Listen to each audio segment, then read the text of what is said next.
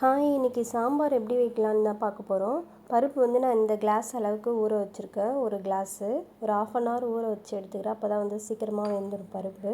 நான் ஒரு 5 விசில் வச்சு எடுத்துக்கிறேன். நான் லைட்டாக ஒரு ஸ்பூன் மட்டும் எண்ணெய் ஊற்றிக்கிறேன். எதுக்குன்னா குக்கர் பொங்காதுன்னுட்டு நான் ஊற்றிக்கிறேன்.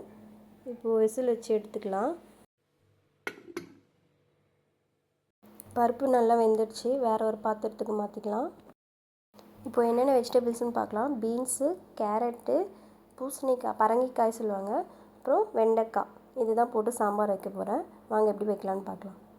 பாத்திரம் வச்சுக்கலாம். எண்ணெய் ஊற்றிக்குங்க. ஒரு 4 ஸ்பூன் ஊற்றிங்க எண்ணெய். எண்ணெய் காஞ்சதுக்கப்புறம் 1 ஸ்பூன் கடுகு, 1/2 ஸ்பூன் ஜீரகம், 3 காஞ்ச மிளகாய் போட்டுக்கிறேன்.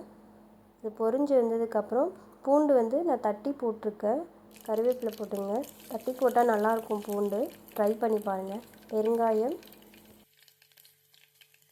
சின்ன வெங்காயம் ஆட் பண்ணிக்கிறேன். சின்ன வெங்காயம்னா ஒரு 15 எடுத்துக்கிறேன். சின்ன வெங்காயம் போட்டு சாம்பார் வச்சு பாருங்கள், டேஸ்ட்டு சூப்பராக இருக்கும். ஒரு பெரிய தக்காளி எடுத்துக்கிறேன். போட்டு வதக்கிக்கலாம். இப்போது இது வதங்கினதுக்கப்புறம் நம்ம வெஜிடபிள்ஸ் சேர்த்துக்கலாம். நிறைய காய் போட்டு சாம்பார் வச்சு பாருங்கள், டேஸ்ட்டு சூப்பராக இருக்கும். நான் கேரட், பீன்ஸு, வெண்டைக்காய், பரங்கிக்காய் கூட சேர்த்து வச்சுருக்கேன். இந்த பரங்கிக்காய் மட்டும் தனியாக சாம்பார் வச்சா டேஸ்ட்டாக இருக்கும்.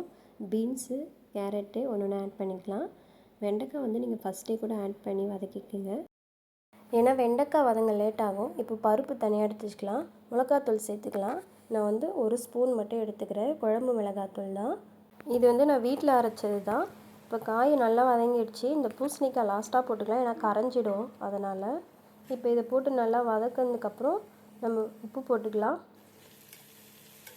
போட்டு வதக்கி விட்டுங்க. மஞ்சத்தூள் 1/4 ஸ்பூன் போட்டுங்க.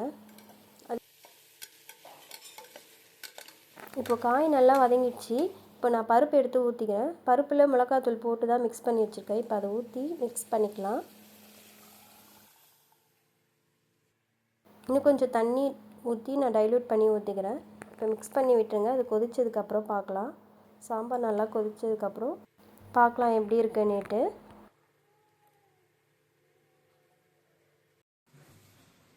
சாம்பார் நல்லா கொதிக்குது.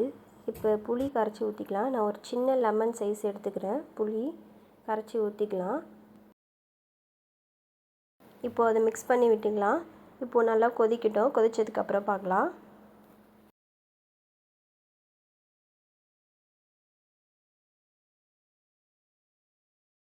இப்போது சாம்பார் நல்லா கொதிச்சிருச்சு. இப்போ லாஸ்ட்டாக பெருங்காயம் ஒரு 2 சிட்டிகை மட்டும் போட்டுக்கலாம். அவ்வளோதாங்க, சிம்பிள் அண்ட் டேஸ்ட்டான ஒரு சாம்பார் ரெடி ஆகிடுச்சு. இந்த மாதிரி வீடியோஸை தெரிஞ்சுக்க நம்ம சேனலை சப்ஸ்கிரைப் பண்ணுங்கள். பாய்.